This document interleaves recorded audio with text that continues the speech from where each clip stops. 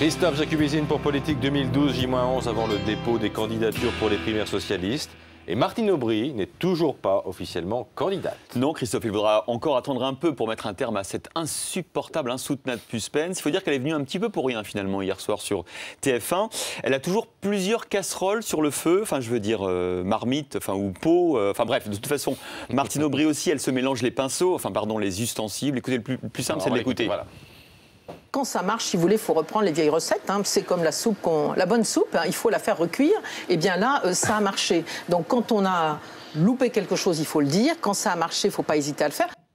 Alors, on rappellera à Martine Aubry que la soupe est bonne quand on l'a préparée dans des vieux pots ou dans une vieille marmite, et non pas quand on la recuit plusieurs fois. Non. Tout ça pour vous dire, Christophe, sérieusement, ce matin, en décryptant un petit peu la communication politique, c'est qu'on a l'impression que pendant ces primaires socialistes, on va vraiment avoir le droit à un concours de normalité. On a eu le droit à François Hollande et son scooter, normal, pour un président normal. Aujourd'hui, hier, on avait le droit à un DSK qui cuisait ses steaks dans sa cuisine, un futur candidat, un vrai faux candidat normal, et puis donc aujourd'hui, on a Martine Aubry, une candidate qui connaît des vieilles recettes de cuisine. Bref, la campagne présidentielle, on n'en doute pas, a commencé. On va nous raconter des histoires, on va inventer des personnages, on va faire peuple. Tout ça pour dire que ça commence plutôt mal dans le camp socialiste. Vous nous dites quand même ce matin que voilà, c'est sûr, Martine Aubry sera bien candidate. Oui, évidemment, ça fait évidemment aucun doute. Et puis écoutez d'ailleurs cette phrase hier soir sur TF1, ce rendez-vous que Martine Aubry a fixé aux Français. À partir du 28, donc dans une quinzaine de jours, je m'exprimerai directement devant les Français parce que c'est un acte qui nécessite une parole devant les Français. Voilà, aucun doute. D'ailleurs, la date, le lieu et la forme, tout est déjà prévu et organisé.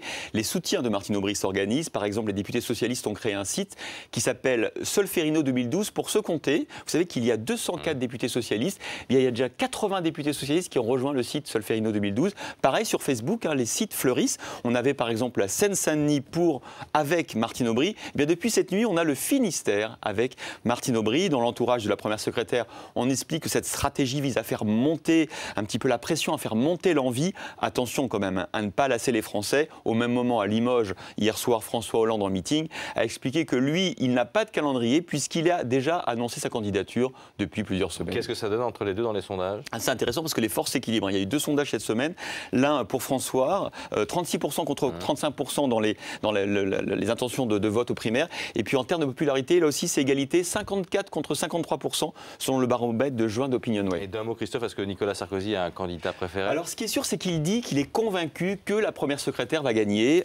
Il pense que chef du parti, elle a un avantage décisif face à François Hollande. Il pense aussi qu'elle a prouvé dans le passé, on l'a vu quand elle a pris la tête du Parti socialiste contre Ségolène Royal, qu'elle avait de la volonté, de la détermination. En vérité, au fond de lui, Nicolas Sarkozy veut qu'elle soit candidate. Il est convaincu que c'est la plus faible des deux. Il pense que c'est la dame des 35 heures, que c'est le ministre de Jospin, donc c'est un peu la séquence revival qu'elle nous rejouerait. Et puis il est convaincu aussi que le caractère de Martine Aubry, ses emportements, ses moments de découragement, c'est ce que dit Nicolas Sarkozy en privé, sont autant finalement de talons d'Achille pour la première secrétaire. Bref, Nicolas Sarkozy a choisi pour lui, c'est Aubry. C'était Christophe Jacubizine, le showbiz.